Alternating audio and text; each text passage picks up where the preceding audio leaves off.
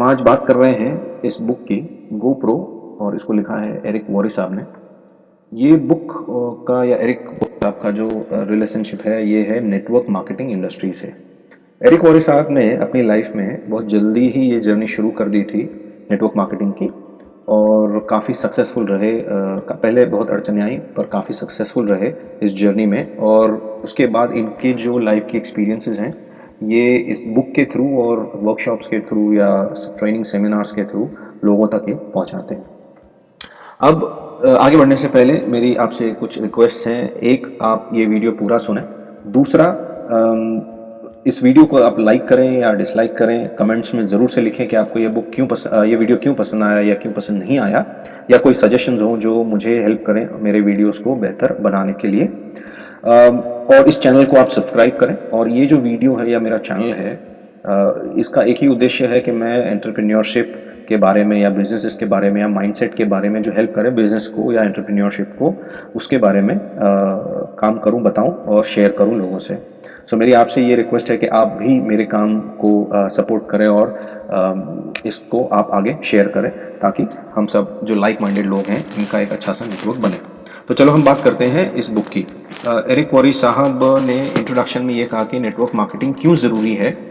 Network marketing इसके लिए ज़रूरी है कि जो एग्जिस्टिंग पैसे कमाने के तरीके जो हैं, या जॉब कर लो या खुद का बिजनेस कर लो, या आप सेल्स का काम करो इंडिपेंडेंटली या किसी जॉब के थ्रू, या आप एक इन्वेस्टर हो जो पैसा लगाता है और उसके ऊपर से रिटर्न कमाता है, इन सब की लिमिटेशंस हैं। कोई पैसे के तौर पे लिमिटेशंस है, कोई जॉब सेटिस्फैक्शन के तौर पे लिमिटेशंस हैं, खुद का काम करने के बाद भी एक संतुष्टि नहीं मिलती, स्ट्रेस होता है, टेंशन लेके चलते हैं लोग। तो कहीं ना कहीं एक टाइम आता है जब इंसान सोचता है अब आगे क्या। तो वही टाइम के पॉइंट पे रह करके साहब ने ये बुक लिखी है। साहब का मानना है कि नेटवर्क मार्केटिंग जो एक करियर है, जो इंडस्ट्री है, जो बिजनेस अपॉर्चुनिटी है, वो बहुत ही बढ़िया है, बहुत ही सुलझी हुई है और व्यवस्थित है। तो चलो हम इस बुक की समरी शेयर करता हूँ, मैं आपसे बताता हूँ कि भाई इसमें बुक क्या कहा है साहब ने। शुरू में साहब कहते हैं कि नेटवर्क मार्केटर जो होते हैं वो 3 तरीके के होते हैं। एक होता है पोजर, जो नया नवेला है, जिसमें जोश बहुत है, जिसको क्विक प्रॉफिट कमाना है, प्रॉफिट लेकर के धनवान बन जाना है, पर जिसको टाइम और एफर्ट नहीं डालनी। दूसरे जो नेक्स्ट लेवल का है उसको कहते हैं एमेच्योर। एमेच्योर के पास टैलेंट भी है, एक विल भी है कि मुझे करना है, बट कमिटमेंट नहीं है। और तीसरा जो है वो है प्रोफेशनल, जिसके पास टैलेंट है, विल है, और जो टोटली कमिटमेंट दे के चलता है कि भाई मैं अपना बेस्ट दे दूंगा इस काम के लिए और इसको मैं रिजल्ट लेके आऊँगा। ठीक है, आगे साहब ने 7 स्किल्स बताए हैं। सबसे पहला स्किल है प्रोस्पेक्ट्स ढूंढना। अब प्रोस्पेक्ट्स ढूंढने के लिए साहब कहते हैं कि पहले अपनी जानकारी में जितने लोग हैं इनके बारे में आप इनकी लिस्ट बना लो। फिर वो जो लोग हैं जिनकी लिस्ट में नाम लिखा है वो कितनों को जानते हैं, और उनका नाम अगर यदि आपको पता हो आप लिस्ट ऐड कर लो। जब ये लिस्ट बन जाती है फिर आपका काम ये रहेगा कि आप रोज 1 या 2 बंदों को आप ऐड करें और अपनी लिस्ट बढ़ाते रहें। ये लिस्ट बनाने का और बढ़ाने का काम जो है ये रेगुलर चलते रहना चाहिए। ये आपका नेटवर्क जो है इसको बढ़ते रहना ज़रूरी है। आपको हर दिन नए लोगों को मिलना है, ढूंढना है, और लोग दिखते हैं, लोग होते हैं। आप जहाँ कहीं भी जाओ आपको लोग दिखेंगे और दिखेंगे। मिलने के और जो बात करने के, बात छेड़ने के जो तरीके हैं वो अलग अलग होते हैं। आप सही किसी को जानते नहीं और उसको सीधे ही जाके कहोगे मैंने ये बिजनेस शुरू करा है, तुम भी मेरे साथ करो, तो वो सुनेगा नहीं, वो आपको कहेगा पागल है, भाग जा। तो वो नहीं करना, तरीके हैं, सलीके हैं उसके। और नेटवर्क बढ़ाने का जो एक तात्पर्य ये होता है कि आपको रिक्रूट करना है, आपको अपना नेटवर्क बढ़ाना है, ये आपके दिमाग में हमेशा ही रहना चाहिए। दूसरा स्किल जो है वो है इनविटेशन का। अब जब आपने नाम लिख लिए, लोगों को मिले, अब अगले स्टेप पे जाना जरूरी है। मतलब साहब ये कहते हैं कि आप एक किसान, एक फार्मर की तरह अपनी सोच बनाओ, जो बीज बोता है, जो फसल उगाता है, और ये हर साल हर सीजन में ये एक्टिविटी चलती है। दूसरा, ये करने के साथ आपने अपना ट्रस्ट बनाना है, रिलेशनशिप बनानी है लोगों से, और उद्देश्य जो है वो ये है कि लोगों को हमने एडुकेट करना है कि भाई ये बिजनेस या ये इंडस्ट्री या क्या है, आप क्या कर रहे हो। पर उसका भी एक तरीका है, आपने इनवाइट करना है उनको एक सेमिनार के लिए, एक प्रेजेंटेशन के लिए, और वो सेमिनार या वो प्रेजेंटेशन जो है वो आपका सीनियर जो है या उसका जो सीनियर है वो देगा। पर उसके पहले इनविटेशन कैसे देना है, अब आपने ये इस तरीके का एक एक्ट करना है, इस तरीके से आपने अपने आप को दिखाना है कि आप बहुत बिजी हो, आपके पास टाइम नहीं है।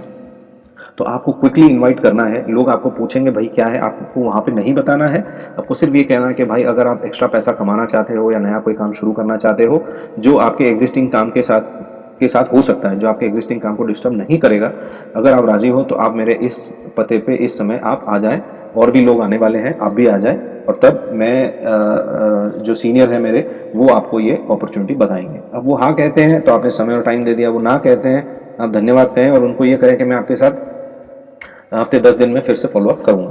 और जैसे ही किसी ने हाँ कहा और ना कहा, आपने वहाँ पे वो बात खत्म करनी है और आप आगे बढ़ोगे, मूव ऑन करोगे नेक्स्ट पर्सन को इनवाइट करने के लिए। आपका काम ये होता है जब आप नए होते हो धंधे में, आपने प्रोस्पेक्टिंग करनी है और इन्वाइट करना है, दैट्स इट। और ये जो फॉर्मूला है ये सारा प्रूवन फॉर्मूला है, इसमें कोई नया कुछ ढूंढने की या नया कुछ करने की कोई जगह नहीं है। लोग करने की कोशिश करते हैं, फेल होते हैं, पर फिर वो इसी रास्ते पे आ जाते हैं। तीसरी, जब मीटिंग होती है, जब लोग आते हैं तो आप मीटिंग शुरू करते हो, बट जो मेन प्रेजेंटेशन है वो आपके जो सीनियर होते हैं या उनके जो सीनियर होते हैं वो देते हैं, क्योंकि वो सीनियर है, वो प्रोफेशनल है, उन्होंने बहुत सारे प्रेजेंटेशन दिए हैं। तो वो जब प्रेजेंटेशन देते हैं आपका काम है उनको ध्यान से सुनना और नोट्स बनाना कि वो क्या कहते हैं, किस तरीके से कहते हैं और क्या नहीं कहते। ठीक है, बात को बहुत क्लियर रखना है, बात को बहुत ही ट्रांसपेरेंट और क्लियर रखना है। अब जो प्रेजेंटर है, जो सीनियर है, वो ये खुद की स्टोरी बताएगा और खुद की स्टोरी में पहले वो क्या था, क्या अच्छा नहीं लगता था, क्या दर्द था लाइफ में, और एक टाइम ऐसा आ गया था जब वो बहुत परेशान था, तब उसको आप ही के जैसे किसी ने इंट्रोड्यूस करा इस अपॉर्चुनिटी को, और इस अपॉर्चुनिटी को देखते ही इनको लगा या इन्होंने मान लिया कि भाई ये अपॉर्चुनिटी या कंपनी मेरे लिए है, और तब से उन्होंने काम करना शुरू किया। और वो जर्नी वहाँ से लेके अब तक कैसी फ्रूटफुल रही इनके लिए, उन्होंने क्या सीखा, क्या लोगों से मिले, क्या पैसा आना शुरू हुआ, और इनकी लाइफ में क्या क्या फ़ायदे हुए। अब सीन ये होता है कि ये प्रेजेंटेशन भी बहुत शॉर्ट एंड स्वीट होना चाहिए, ताकि अगेन जैसे लोगों के पास टाइम नहीं है तो शॉर्ट एंड स्वीट होगा, लोगों को समझ आएगा कि अच्छा इन्होंने मुझे बुलाया, शॉर्ट एंड स्वीट था, कोई लंबी लचक कहानी नहीं बता रहे, तो लोगों का विश्वास बनना शुरू होगा। अब जो इनवाइट किया उसमें से मान लो 10% 20% हाँ कहते हैं, तो आपने जो हाँ कहते हैं उनको पहले नेक्स्ट स्टेप की ओर ले जाना है, और बाकी के जो हैं उनको आपने थैंक यू कह करके अप्रिशिएट करके बाय करना है। अब जो हाँ कह रहे हैं उनको आपने इंट्रोड्यूस किया, उनकी जो प्रोसेस है, फॉर्मेलिटी वो पूरी करी, और आप उनको एक कंफर्ट जोन थोड़ा सा देते हो। तीसरा, पांचवा जो स्टेप है साइनिंग अप होने के बाद, आप उनको एक गेम प्लान होता है जिसमें उनको आप पूछोगे, उनसे अंडरस्टैंडिंग लोगे, वो क्या कमाना चाह रहे हैं, कितना कमाना चाह रहे हैं। वो कहेंगे जी मैं एक्स अमाउंट कमाना चाहता हूँ, तो उनको ये पूछना है कि भाई आप एक्स अमाउंट कमाना चाहते हो तो आप कितना समय दे सकते हो, आपके रूटीन लाइफ में से कितना समय निकाल के इस काम के लिए कर सकते हो। वो कहेगा जी मैं 1 घंटा दे सकता हूँ, हफ्ते के 5 घंटे दे सकता हूँ। फिर उस समय से और उस पैसों के हिसाब से फिर आपको ये आएगा कि इधर आपने इतने मेंबर जोड़ने हैं, या आपने ये प्रोडक्ट सेल करनी है, या दोनों ही करना है, और वो एक फॉर्मूला बिठा के डिस्कशन करके बताओगे, उसको भी समझ आएगी कि भाई हाँ मुझे क्या काम करना है, एक क्लैरिटी होगी। अच्छा, इस समय पे या पहले या बाद में आपको बड़े लड्डू नहीं दिखाने किसी को, क्योंकि अगर आपने बड़े लड्डू दिखाया, बड़ा कोई जैसा बताया, और थोड़े ही समय में वो रियलिटी सामने आएगी कि ऐसा तो कुछ है नहीं, तो वो बंदा टूट जाएगा, वो टूटेगा, वो 4 और लोगों को कहेगा, सबसे ज़्यादा नुकसान आपका होगा। पर अगर वो बंदा रहा और उसने काम करना शुरू करा और वो अचीव करता गया छोटे छोटे स्टेप, तो एक विश्वास बन गया, एक ट्रस्ट बन गया, एक बिलीफ बन गई आपस में। तो इसी तरीके से एक ट्रस्ट और बिलीफ से आपकी टीम बढ़ती रहेगी और आगे बढ़ेगी, और सबसे ज़्यादा फ़ायदा आपको होगा।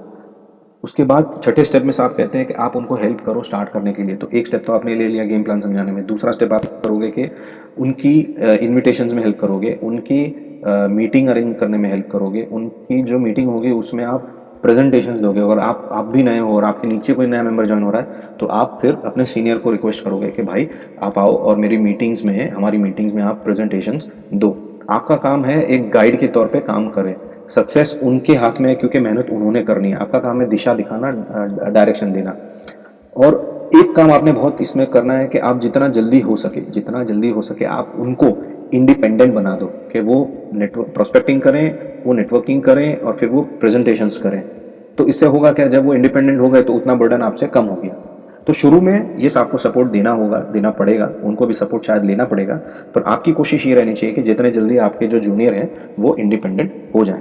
लास्ट में 7वें स्टेप में साहब कहते हैं कि इवेंट्स जो होती हैं, कंपनी की इवेंट्स होती हैं, एनुअल इवेंट्स होती हैं, क्वार्टरली होती हैं, हाफ ईयरली होती हैं, कंट्री वाइज इवेंट्स होती हैं, वो इवेंट्स आपने अटेंड करनी है। अब वो इवेंट्स में होता क्या है कि जो बड़े लोग हैं वो आते हैं, वो अपनी कंपनी के अंदर की थोड़ी बहुत बातें शेयर करते हैं, बाहर से मोटिवेशनल स्पीकर को हायर किया हुआ होता है, वो मोटिवेशनल स्पीच देते हैं।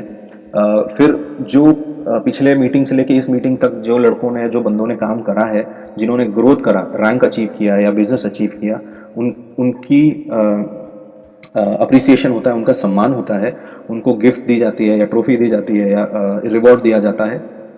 फिर वो भी अपनी जो स्टोरी है थोड़ी बहुत वो बताते हैं इतनी बड़ी ऑडियंस के सामने, तो वो ऑडियंस में भी एक इम्प्रेशन पड़ता है, वो ऑडियंस को भी एक मोटिवेशन मिलता है, और उस ऑडियंस में भी ये भावना जागती है कि किसी दिन मैं भी उस स्टेज पे जा करके बात करूंगा, और वो करने के लिए लड़के या बंदे या बंदियां जो हैं वो मेहनत करते हैं। अब साहब का कहना है कि आपने एक भी इवेंट, छोटी हो या बड़ी हो, एक भी इवेंट मिस नहीं करनी है, आपने इवेंट्स को निरंतर रेगुलरली अटेंड करना है। साहब का एक मानना है कि जो इवेंट्स अटेंड करते हैं वो बहुत सक्सेसफुल होते हैं, जो इवेंट्स मिस करना शुरू करते हैं या नहीं जाते वो आगे नहीं बढ़ते।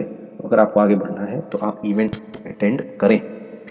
अब ये हो गई 7 स्किल्स, और बुक ऑलमोस्ट समाप्त हो गई यहाँ पे। अब बुक के बारे में जो 2-3 बातें हैं जो मुझे एक तरफ अच्छी लगी एक तरफ अच्छी नहीं लगी। जो अच्छी नहीं लगी, not because book but because of the factual thing, कि क्या होता है कि जो लिस्ट बनाने की बात है उसमें आप फैमिली और फ्रेंड्स का नाम बहुत पहले लिखते हो, और बहुत से लोग ये गलती करते हैं कि फैमिली और फ्रेंड्स को पहले पिच करना शुरू करते हैं, पहले ही बताना शुरू करते हैं, और होता क्या है कि वो करने से संबंधों में जो है वो कहीं ना कहीं एक खटास आना संभव हो जाता है। तो कोशिश ये करिए कि ये लिस्ट तो बनाइए आप, पर जो लोग बाहर के हैं उनको आप अप्रोच करना शुरू करें। और इसी के साथ वंस अगेन मैं ये कहूँगा कि आप लाइक करें वीडियो को, कमेंट्स लिखें, चैनल को सब्सक्राइब करें और शेयर करें वीडियो या चैनल को और नॉलेज को, एंड हम एक अच्छा बेहतर नेटवर्क बनाएं। इसी के साथ मैं ये वीडियो समाप्त करता हूँ। धन्यवाद, थैंक यू, शुभ मंगल कामना, बाय।